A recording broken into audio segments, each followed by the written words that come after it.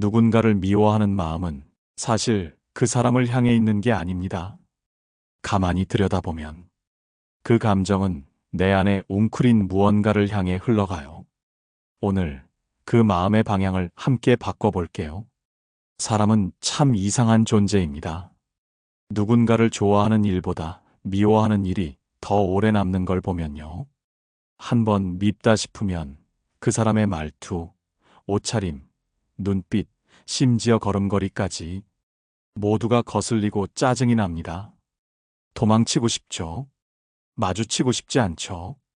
그런데 이상하게도 피하면 피할수록 더 자주 마주치게 됩니다. 감정이라는 게 그렇습니다. 무시한다고 없어지지 않아요. 그 사람을 피하는 건 결국 나 자신을 피해버리는 일입니다. 한 여름날, 해가 쨍쨍 내리쬐는 오후, 거리를 걷던 사람이 문득 그늘 아래로 들어섭니다. 햇빛은 눈부셨고 뜨거웠고 숨이 막힐 정도였어요. 그늘은 시원했고 고요했죠. 하지만 그늘 안에는 또 다른 그림자가 있었습니다. 조용히 뒤따라온 자신의 그림자.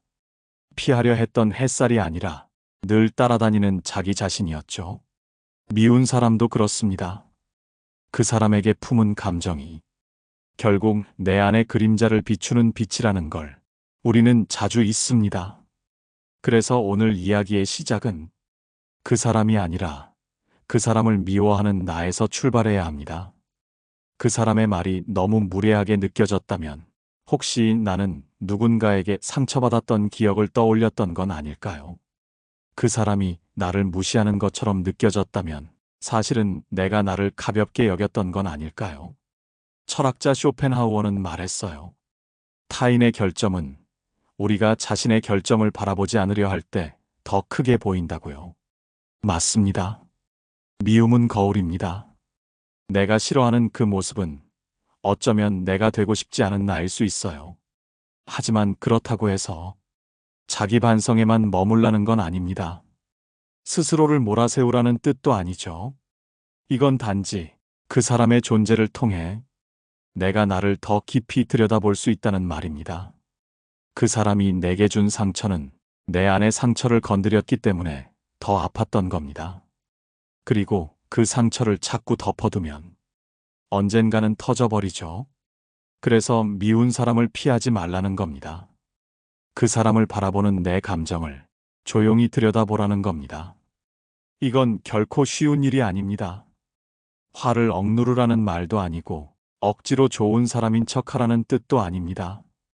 그저 감정이 올라올 때 왜 이렇게 화가 나는지, 왜 저 사람이 싫은지 조금만 더 오래 묻고 바라보는 겁니다. 마치 깊은 밤에 별을 찾는 일과 같습니다. 처음엔 아무것도 보이지 않아요.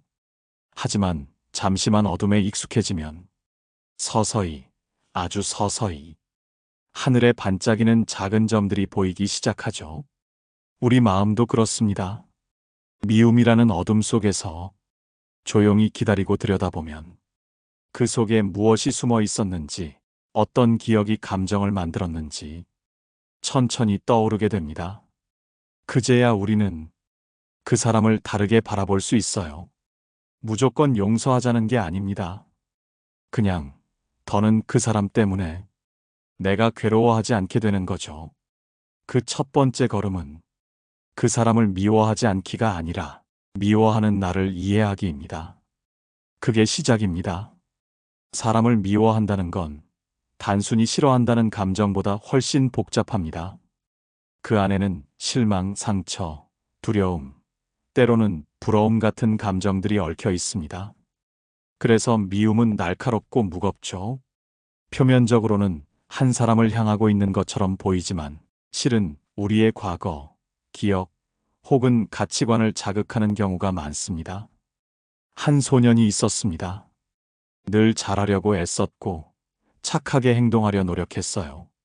그런데도 누군가가 자신을 얕잡아 보거나 무시하면 그 순간 온몸이 얼어붙는 기분이 들곤 했죠. 말로는 아무렇지 않다고 했지만 집에 돌아오면 그 말들이 마음속에 쌓여 무거운 돌처럼 가라앉았어요. 그 소녀는 자라서 어른이 되었지만 그때의 무력감과 분노는 여전히 살아 있었습니다. 그리고 어느 날 직장에서 늘 깔보는 듯한 눈빛으로 대하는 동료를 마주쳤을 때 그 감정이 다시 꿈틀거렸죠. 왜 저 사람만 보면 이렇게 화가 날까? 그 이유는 저 사람이 문제여서가 아니라 저 사람이 나의 오래된 상처를 건드렸기 때문이었습니다. 미움은 종종 이렇게 과거의 기억을 소환합니다. 우리가 잊었다고 생각했던 그 순간들, 아무렇지 않은 척 눌러놓았던 감정들이 특정한 사람의 말 한마디, 행동 하나에 의해 순식간에 깨어나는 겁니다. 그래서 미움을 느낄 때 그 감정의 근원을 따져보는 건 중요합니다. 지금 이 사람이 정말 그럴 만한 이유를 줬기 때문일까? 아니면 내가 이미 가지고 있던 어떤 감정이 이 사람을 통해 다시 살아난 걸까? 철학자 스피노자는 감정을 마음의 수동성이라 표현했습니다. 즉, 감정은 내가 선택하는 것이 아니라 어떤 외부 자극에 의해 반응하게 되는 상태라는 겁니다. 그 말은 곧 우리가 누군가를 미워할 때 사실은 그 사람의 행동보다 그 행동이 불러일으킨 내 반응에 더 집중해야 한다는 뜻이죠. 미운 감정은 때때로 우리가 붙들고 있는 자기 이미지와도 부딪힙니다. 나는 공정한 사람이라고 믿는데 누군가 부당하게 행동하면 참을 수가 없어요. 나는 따뜻한 사람이라 여겼는데 냉소적이고 비꼬는 사람 앞에서 화가 치밀어요. 그건 우리가 이상적 자아에 애착하고 있기 때문입니다. 그 이미지가 무너질까봐 그 이미지와 어긋나는 사람을 보면 위협을 느끼기 때문이죠. 그러니까 미움은 단순한 감정이 아닙니다. 그건 내가 누구인지, 어떤 상처를 가졌는지, 어떤 삶을 살아왔는지를 말해주는 깊은 신호입니다. 그러니 미움을 느낄 때 자책하지도 말고 억지로 참지도 마세요. 그건 감정의 정직한 언어입니다. 오히려 그 감정에 귀를 기울이고 나를 더 깊이 이해하려는 용기가 필요합니다. 마치 숲을 걷다가 갑자기 짙은 안개를 만났을 때처럼요. 그 안개는 길을 가로막는 게 아니라 내가 걸어온 길과 앞으로 나아갈 길을 더 조심스럽게 바라보게 만듭니다. 우리는 모두 그 안개를 품은 채 살아갑니다. 다만 어떤 이는 그것을 두려워하고 어떤 이는 그 안에서 길을 찾죠. 미운 감정도 마찬가지입니다. 그 안을 똑바로 바라보는 사람만이 진짜 나를 이해할 수 있습니다. 사람을 미워하는 감정이 일어났을 때 우리는 보통 두 가지 반응을 보입니다. 하나는 그 감정을 억누르는 것이고 다른 하나는 그 감정에 휩쓸리는 것입니다. 억누르면 마음속 깊은 곳에 응어리로 남습니다. 그 감정은 사라지지 않고 다른 방식으로 표출됩니다. 작은 일에도 예민해지고 다른 사람에게 쏘아붙이기도 하고 어느 날 갑자기 이유 없는 무기력에 빠지기도 합니다. 반면 감정에 휩쓸리면 관계가 무너집니다. 말로 상처를 주고 오해가 겹겹이 쌓이고 그 사람이 아닌 모든 이들과의 거리마저 멀어지게 됩니다. 그리고 그 뒤에는 늘 왜 그렇게까지 했을까 하는 후회가 따라옵니다. 그렇다면 어떻게 해야 할까요? 먼저 감정을 감정 그 자체로 받아들여야 합니다. 미움이 올라온다면 나는 지금 이 사람을 미워하고 있구나 하고 그 감정을 있는 그대로 인식하는 겁니다. 이건 감정에 휘둘리는 것도 부정하는 것도 아닙니다. 그저 감정을 하나의 신호로 받아들이는 거예요. 마치 바람이 불면 나뭇잎이 흔들리는 것처럼 내 안에 어떤 감정이 지나가고 있다는 걸 알아차리는 겁니다. 그 순간 마음속엔 아주 작은 틈이 생깁니다. 그 틈은 내가 감정을 선택할 수 있는 여지를 줍니다. 내가 이 감정을 그대로 따를지 잠시 머무르며 바라볼지를 결정할 수 있는 틈입니다. 동양 철학에서는 비움을 이야기합니다. 가득 찬 잔에 물을 더 붓는다면 넘쳐버리지만 텅 빈 그릇에는 무엇이든 담을 수 있죠. 감정을 억누르거나 쏟아내는 대신 그저 비워두는 것도 하나의 태도입니다. 미움이 올라올 때 그 감정을 당장 해소하려 들지 말고 잠시 그대로 두는 거예요. 그러면 놀랍게도 그 감정은 천천히 제자리를 찾아갑니다. 한 노인이 있었습니다. 늘 사람들에게 친절했고 무례한 사람 앞에서도 흔들림이 없었어요. 누군가 물었습니다. 어떻게 그렇게 화를 내지 않을 수 있죠? 노인은 대답했습니다. 나는 화를 내지 않는 게 아니라 그 화가 어디서 왔는지를 먼저 보는 거지. 그 말엔 깊은 통찰이 담겨 있습니다. 감정을 억누르거나 터뜨리는 대신 그 출처를 바라보는 태도. 그것이 미움을 다루는 가장 단단한 방식입니다. 이 태도를 익히기 위해 필요한 건 지식도 기술도 아닙니다. 다만 하루에 한 번 자기 마음을 정직하게 바라보는 시간이면 충분합니다. 미운 감정이 올라올 때마다 왜 지금 이 사람이 내 마음을 건드렸을까? 이 질문을 조용히 품는 연습을 하는 거죠. 그건 결코 약한 마음이 아닙니다. 오히려 누구보다 단단하고 깊은 태도입니다. 마치 깊은 호숫가에 앉아 물결이 잦아들기를 기다리는 사람처럼 우리는 그렇게 감정을 기다릴 수 있어야 합니다. 감정은 결국 지나갑니다. 하지만 감정을 마주한 그 시간은 우리 안에 잔잔한 흔적을 남깁니다. 그리고 그 흔적들이 우리를 조금씩 단단하게 만들죠. 사람들은 종종 말합니다. 그 사람에게 한마디라도 해줘야 속이 시원할 것 같다고. 그렇게라도 하지 않으면 평생 후회할 것 같다고요. 우리는 한 방 먹였다는 말에서 통쾌함을 기대하지만 실제로는 더 깊은 피로가 남을 때가 많습니다. 왜일까요? 통쾌함이라는 감정은 누군가를 이겨서가 아니라 내가 내 마음을 다룰 수 있을 때 생기는 것이기 때문입니다. 어릴 적 놀이터에서 누군가에게 밀렸을 때 나도 밀어야겠다고 생각하던 그 마음은 언뜻 보면 정의롭고 용감한 듯 보입니다. 하지만 그 밀침이 끝난 뒤엔 마음 한쪽에 쓸쓸함이 남곤 했죠.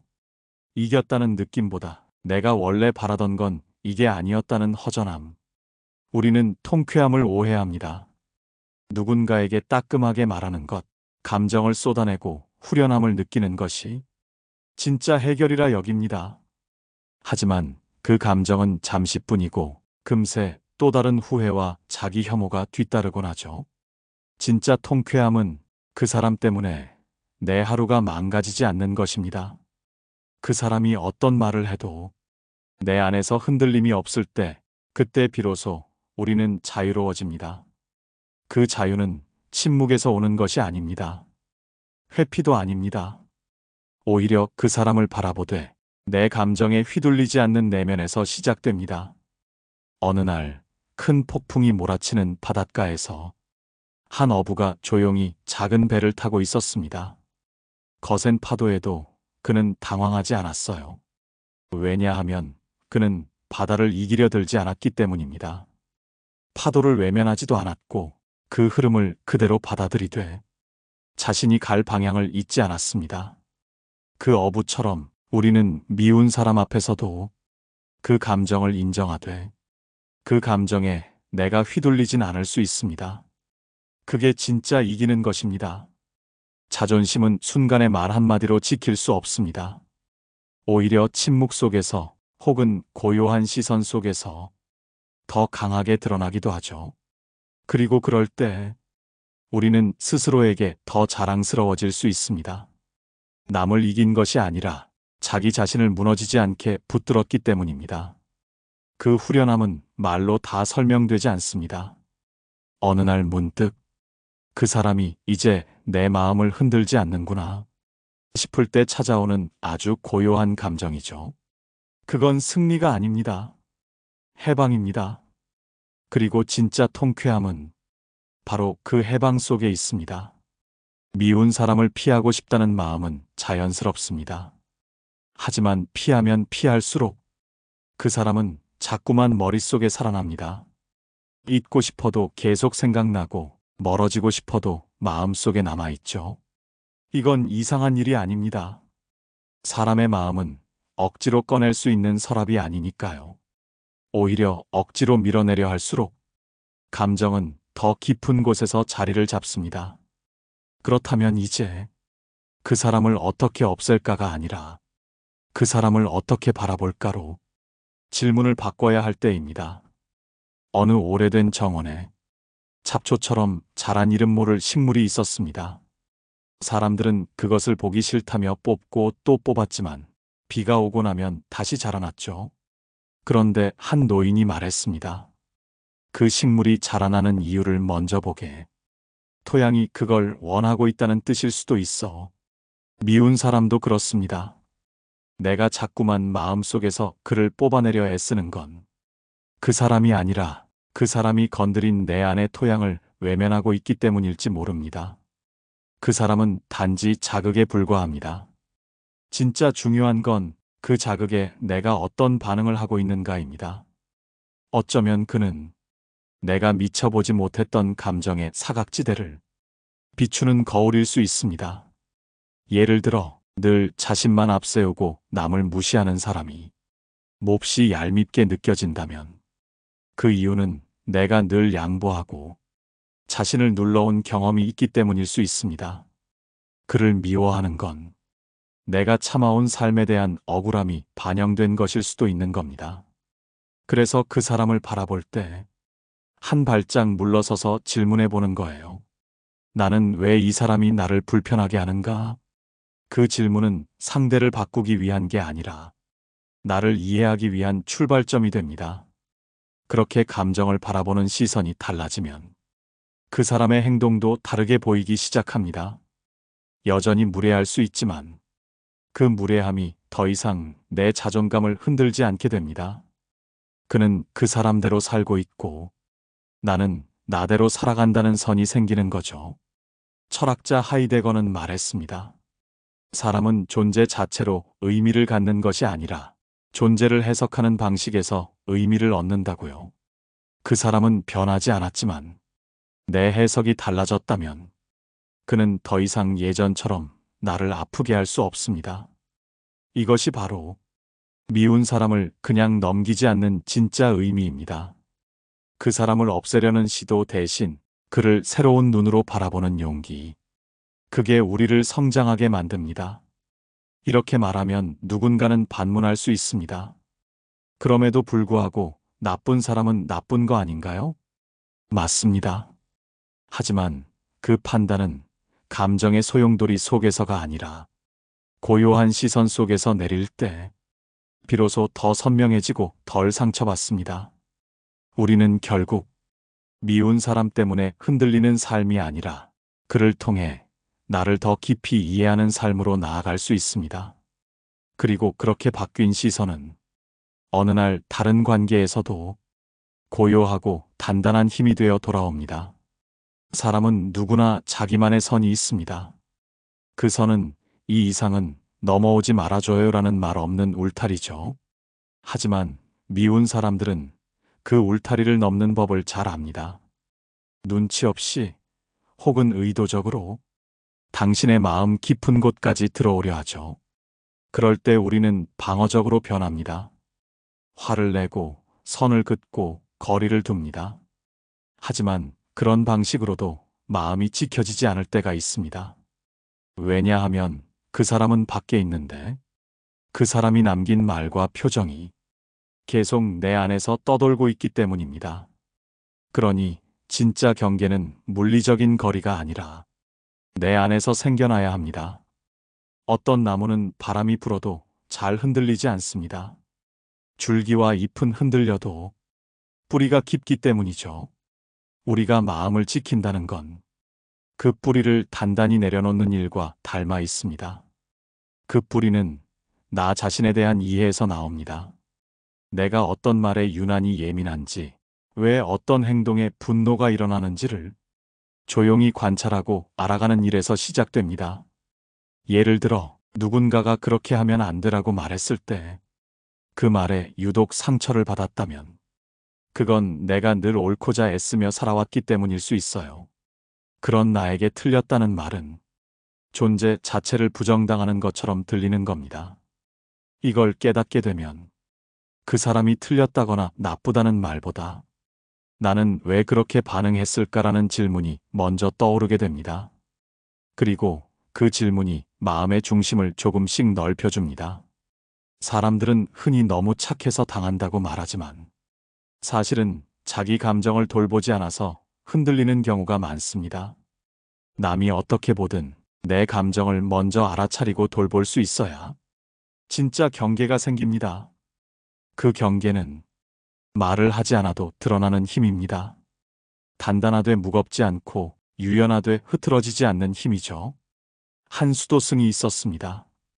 누군가가 그에게 매일 찾아와 조롱하고 비웃었지만 수도승은 단 한 번도 화를 내지 않았어요. 어느 날 누군가 물었습니다. 어떻게 그렇게 참을 수 있나요? 수도승은 말했습니다. 그가 준 것은 나를 위한 것이 아니었고 나는 그것을 받지 않았을 뿐입니다. 그 말은 모든 상처가 내가 받아들였기 때문에 마음에 남는다는 걸 말해줍니다. 상대가 아무리 거칠게 던진 말이라도 내가 받아들이지 않는다면 그건 나의 일부가 되지 않죠. 하지만 그건 단순히 무시하라는 뜻이 아닙니다. 무시하려 할수록 더 의식하게 되니까요. 그보다는 그 말은 그의 것이라 선을 긋는 연습이 필요합니다. 그 선은 눈에 보이지 않지만 내 마음의 공간을 더 넓고 평화롭게 만들어줍니다. 그 사람의 존재는 여전히 곁에 있을 수 있어요. 하지만 그 사람이 내 중심까지 들어올 수는 없습니다. 그게 바로 미운 사람 앞에서도 내 마음을 지키는 가장 깊은 방식입니다. 이렇게 지켜진 마음은 다른 사람에게도 더 단단한 사랑과 관심을 줄 수 있게 합니다. 내 마음이 안정되어야 남의 말에도 휘둘리지 않고 진짜 나다운 관계를 만들어갈 수 있으니까요. 사람을 미워한다는 건 어찌 보면 그 사람과 감정적으로 연결되어 있다는 뜻이기도 합니다. 좋아하는 것도 미워하는 것도 마음을 붙들고 있다는 점에서는 크게 다르지 않아요. 미움은 집착의 다른 얼굴입니다. 왜 저렇게 행동하지? 왜 나만 이렇게 힘들게 하지? 그 사람의 말과 행동을 반복해서 떠올리고 해석하고 때로는 속으로 반박하고 억울해하고 그렇게 마음을 쥐고 놓지 못하는 겁니다. 하지만 감정은 붙들수록 무거워집니다. 특히 미움이라는 감정은 들고 있을 때보다 놓아주는 순간 훨씬 더 가볍다는 걸 우리는 잊곤 하죠. 언젠가는 놓아야 합니다. 그 사람이 변해서가 아니라 내가 더 이상 그 감정에 얽매이지 않기 위해서. 한 노부부가 있었습니다. 오랜 세월을 함께 살아오며 서로에게 서운했던 기억도 많았지만 그들은 싸우지 않았습니다. 왜냐하면 감정의 고리를 끝까지 붙들지 않았기 때문입니다. 그때 그 말, 너무 속상했어. 이렇게 말한 뒤에는 하지만 이제 그만 흘려보낼래. 이렇게 마음을 덧붙였다고 합니다. 흘려보낸다는 건 그 감정을 없애거나 무시한다는 뜻이 아닙니다. 그저 이제는 그 감정이 내 삶을 더 이상 끌고 가지 않도록 놓아주는 연습입니다. 이 연습은 처음엔 어렵습니다. 왜 내가 놓아야 하지? 그 사람이 잘못했는데 왜 내가 내려놔야 하지? 이런 억울함이 올라오기도 하죠. 하지만 그 물음의 바닥엔 진짜 자유에 대한 갈망이 숨어 있습니다. 더 이상 그 사람 때문에 잠 못 이루고 더 이상 그 사람 생각에 기분이 휘청거리지 않기를 바라는 마음. 그 마음이 자라날 때 우리는 서서히 감정을 놓을 준비를 합니다. 어느 강에 돌을 하나 던지면 처음엔 파문이 크게 일지만 시간이 지나면 그 물결은 자연스레 잦아듭니다. 그 돌이 없어진 게 아니라 그 존재를 감당할 수 있는 강의 흐름이 생긴 겁니다. 우리의 마음도 그렇습니다. 그 사람이 한 말, 그때의 감정은 사라지지 않을 겁니다. 하지만 그 감정이 더 이상 파도가 되어 내 마음을 뒤흔들지 않게 될 수 있습니다. 그건 그 사람을 용서했기 때문이 아니라 그 사람을 내 마음에서 놓아줬기 때문입니다. 때로는 기억 속에서조차 그 사람을 자꾸 떠올리게 되죠. 그럴 때면 이렇게 속삭여도 좋습니다. 그건 지난 일이고 이제 나는 그때의 내가 아니야. 감정을 놓아준다는 건 과거의 나를 놓아주는 일이기도 합니다. 그 순간에 머물러 있었던 내 마음, 억울했던 나, 울고 있던 나를 조금씩 달래고 보내주는 일이죠. 놓아줄 수 있을 때 비로소 우리는 다시 앞으로 나아갈 수 있습니다. 그 사람 없이도, 그 기억 없이도 충분히 괜찮은 오늘을 살아갈 수 있게 되니까요. 마음속에 미움이 깊어지면 어느 순간 복수심으로 변하곤 합니다. 나도 한번 갚아줘야지. 저 사람도 똑같이 당해봐야 해. 이런 마음이 고개를 들기 시작하죠. 복수심은 인간적인 감정입니다. 상처받은 마음이 스스로를 지키기 위해 내미는 방패 같은 것이죠. 하지만 그 방패는 종종 나를 더 상처 입히는 칼이 되기도 합니다. 복수심은 나를 더 강하게 만들어주는 것처럼 보이지만 사실은 더 깊은 감정의 수렁으로 끌어당깁니다. 그 사람을 이기고 싶고 그 사람보다 더 나은 사람이 되고 싶고 그 사람의 후회를 바라는 마음. 이 모든 에너지가 내 삶을 삼켜버릴 수도 있는 겁니다. 우리는 종종 복수를 통해 존엄함을 되찾을 수 있다고 착각합니다. 하지만 진짜 존엄함은 누군가를 무너뜨리는 데서 오는 게 아니라 자신의 중심을 잃지 않는 데서 시작됩니다. 어느 고요한 호숫가에 흙탕물이 들어와도 잠시 뒤 맑아지는 물이 있습니다. 그 호수는 흔들리지만 결국 고요로 되돌아오는 힘을 가지고 있어요. 그 고요함이 바로 존엄입니다. 존엄은 나답게 있는 힘입니다. 누가 뭐라 해도 내가 어떤 대우를 받더라도 내가 지켜야 할 내 마음의 품격을 잃지 않는 것. 그 사람이 내게 어떤 상처를 주었든 그걸 되돌려주는 대신 나는 나답게 행동하겠다는 다짐. 그게 복수보다 훨씬 더 깊고 단단한 선택입니다. 소크라테스는 말했습니다. 불의를 행하는 것보다 불의를 당하는 편이 낫다고요. 그건 약함의 미덕이 아니라 스스로의 기준을 지키는 사람만이 할 수 있는 선택입니다. 세상엔 나쁜 사람이 있고 나쁜 행동을 하는 사람이 있습니다. 하지만 그 나쁨을 흉내내는 순간 우리는 그 사람과 닮아가게 됩니다. 그 사람이 내 마음을 흔들 수는 있어도 내가 어떤 사람이 될지를 결정할 수는 없습니다. 내가 어떤 말로 대응할지, 어떤 눈빛을 보일지, 어떤 침묵을 선택할지는 온전히 내 몫입니다.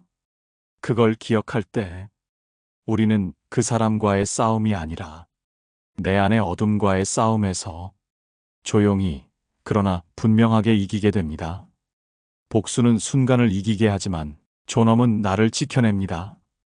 그리고 언젠가 그 사람과의 기억이 더 이상 날카롭지 않게 느껴지는 날이 올 겁니다. 그날이 오면 당신은 알게 될 거예요.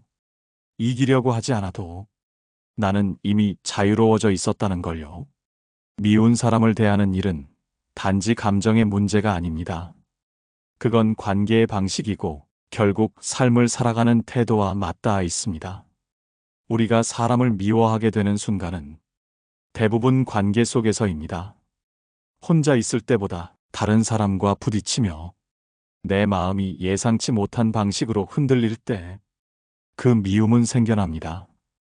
그러니까 이 감정은 그 사람만의 문제가 아니라 관계라는 구조 안에서 피어난 것이기도 합니다. 관계란 늘 균형 위에 서 있습니다. 주는 사람, 받는 사람, 침묵하는 사람, 말하는 사람, 그 사이를 어떻게 건너느냐에 따라 마음의 무게가 달라지죠. 미운 감정을 가진다는 건 그 균형이 깨졌다는 신호입니다. 나만 너무 무거운 짐을 지고 있는 건 아닌지, 상대에게 너무 많은 걸 기대하고 있던 건 아닌지 한 번쯤 돌아볼 필요가 있습니다. 우리는 종종 그 사람이 바뀌어야 관계가 회복된다고 생각하지만 관계는 한쪽의 변화를 기다리는 게 아니라 각자가 자기 자리를 다시 정비하는 과정에서 회복됩니다. 그 사람이 내게 주었던 말, 태도, 침묵이 여전히 나를 괴롭게 한다면 그 감정을 억누르거나 잊으려 애쓰기보다 그 관계에서 내가 어떤 역할을 하고 있었는지를 조용히 들여다봐야 합니다. 내가 늘 참는 사람은 아니었는지, 말하지 않아도 알아줄 거라 기대하진 않았는지, 그 사람의 말에 너무 쉽게 무너지는 나를 나조차 외면해 오진 않았는지, 이 모든 질문은 상대를 위한 것이 아니라 관계를 통해 나를 다시 바라보기 위한 질문입니다. 그렇게 감정을 들여다보고 관계의 자리를 다시 조정하다 보면 그 사람과의 거리는 달라질 수 있습니다. 어쩌면 더 멀어질 수도 있고 어쩌면 아주 느슨하게 이어질 수도 있겠죠. 하지만 중요한 건 그 관계가 내 삶을 잠식하지 않도록 경계를 다시 세우고 그 안에서 내가 어떤 사람이 되고 싶은지를 명확히 하는 일입니다. 한 여인이 있었습니다. 늘 사람들 사이에서 상처를 입었지만 그때마다 이렇게 되뇌었다고 해요. 나는 내 상처를 그 사람에게 맡기지 않을 거야. 내 상처는 내가 품고 내 삶은 내가 걸어갈 거야. 그 태도는 어쩌면 이 세상에서 가장 조용하지만 단단한 선택일지도 모릅니다. 감정은 지나갑니다. 관계도 달라집니다. 하지만 삶은 계속됩니다. 그렇기에 우리는 미운 사람을 대하는 방식을 통해 결국 나답게 사는 법을 배워야 합니다.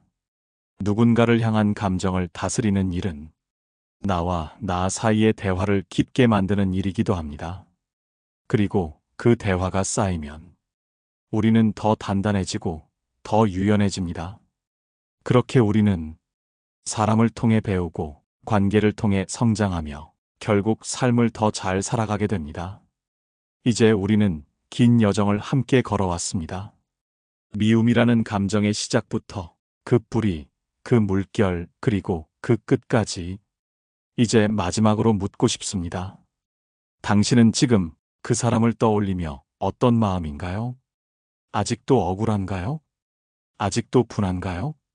아니면 조금은 가벼워졌다고 느끼시나요? 사람을 미워한다는 건 그 사람의 행동이 아니라 그 사람으로 인해 내 마음이 어떻게 흔들렸는지를 계속해서 기억하게 되는 일입니다. 하지만 이제 우리는 알게 되었죠. 그 감정을 피하는 것이 아니라 정면으로 바라보는 것이 진짜 자유로 가는 길임을요. 그 사람을 바꾸지 않아도, 그 사람을 이해하지 않아도, 그 사람을 잊지 않아도 괜찮습니다. 중요한 건 그 감정을 경험한 내가 어떤 나로 서 있을 것인가입니다. 깊은 밤을 지나 새벽이 올 때 하늘은 아무 일도 없었던 듯 아주 조용히 천천히 밝아집니다. 미움도 그렇게 서서히 사라집니다. 폭발처럼, 드라마처럼 끝나지 않습니다. 그저 어느 날 더 이상 그 사람이 내 하루를 좌우하지 않게 되는 순간, 그게 끝입니다. 그리고 그 순간 당신은 이미 새로운 시간을 걷고 있습니다. 미움이 당신을 무너뜨리지 않았고, 당신은 그 안에서도 스스로를 지켜냈고, 심지어 더 깊은 이해와 고요함을 얻었으니까요. 이 여정을 끝내며 한 가지만 기억해 주세요. 당신의 감정은 당신만의 것입니다. 누가 대신 해석하거나 평가할 수 없어요. 그 감정을 알아차리고 기꺼이 마주하고 조용히 흘려보낸 그 마음이 곧 당신의 힘입니다. 이제 더는 그 사람 때문에 흔들리지 마세요. 당신은 이미 충분히 통과해 왔습니다.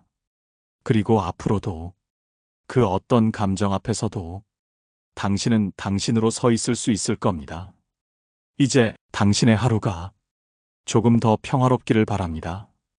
이젠 그 사람을 미워했던 내 마음조차 조금은 안아줄 수 있을 것 같아요.